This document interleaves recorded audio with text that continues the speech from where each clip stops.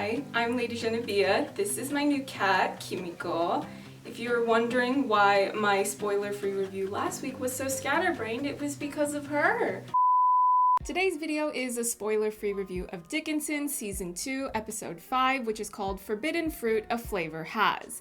This episode is one of the more difficult ones to review, especially when doing so without spoilers. There are a lot of developments of things that have been building over the season, and there's also groundwork being laid for the second half of the season, which is when a lot of drama will start to kick off. That also means there will be a lot more meltdowns from stans for me to read through when I'm scrolling through the Dickinson tag after a new episode drops. So let's start with some of the good things. There isn't a lot of Dickinson parental material in this episode. Thank you. No thank you. Thank you. Thank you. Thank you. I just don't care about their relationship woes. I don't need you to keep trying to make me care. If your man is not fulfilling your needs, that's not my problem. Find someone else. Why am I supposed to be invested in their relationship? Am I supposed to be invested in their relationship? Because I sure as hell am not. Another good thing about this episode, you know that blue outfit that the Sue stans were having a meltdown about on Twitter? The one with the glasses? That's coming up in this episode. You're welcome. Go ahead, prepare your editing software to make your edits, your drawings, whatever your preferred form for fan-made art is, you can do that this time. Are any of you going to be making fan cams of Sue in this blue outfit? Because I feel like that's something that stans would do. And I fully support it. Express yourself through your art. What did you do? That. I also just really love the idea of making fan cams simply because you really like an outfit that someone is wearing. I find it to be delightful. I recently found this photo of Steven Spielberg wearing a tropical shirt while filming West Side Story, and wow, now I want to write poetry about how happy this makes me. The legendary, iconic filmmaker Steven Spielberg, the man who made Minority Report, which is currently his magnum opus, in a vibrant tropical shirt. It's giving me Hawaiian tourist teas, but not the annoying ones that make life hard for the locals. I'm talking about the nice tourists that are really polite when they visit and are genuinely interested in learning about the cultures and traditions of where they're visiting. Anyway, sorry about the tangent, but I really wanted to tweet about that picture, but I haven't gotten around to it because Kimiko, hi, are you running? Because Kimiko has me getting up every couple of hours to make sure she's not getting herself into trouble. Did I mention she has cerebellar hypoplasia? I saw a special needs black cat and I said, I'm adopting her. Anyway, getting back on track here, Dickinson, episode 5. We're going to see more of Sue the influencer. We're going to see more of why people, including myself, that have been reviewing the show have the opinions that we have about both Sue and Austin. Emily's story is following the pattern of what's been going on in the last few episodes of getting into these topics that have to do with being an artist, and more specifically, a professional artist. But there is a big development that is going to come in Emily's material in this episode, something that's going to radically shift the dynamic of her story for the rest of the season. I cannot tell you what it is, but we will talk all about it in next week's spoiler review. This episode really reiterated that I'm so glad I don't live in the 1800s. I don't even want to travel back in time to the 1800s for a visit. Are you kidding me? First of all, hi, I'm not white and I'm not a man, so time traveling to the past is a big no from me. Second of all, can you imagine the smell? Gross. Y'all make me sick. Y'all make me sick.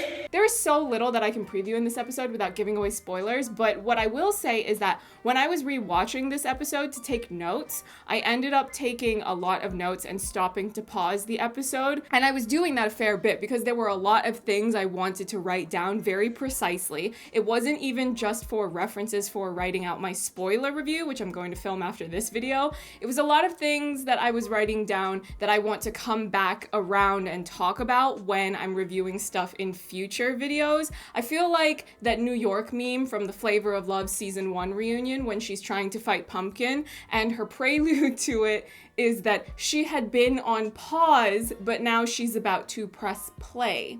That's me. That's how I feel. I'm taking notes to press pause, and I'm going to press play later. Once I get going, ooh, you will not be able to stop me from saying everything I have to say. My ass been on pause, but I'm finna press play in a motherfucking millisecond. There are certain things in this episode that I really want to roast, so get ready for that in next week's spoiler review.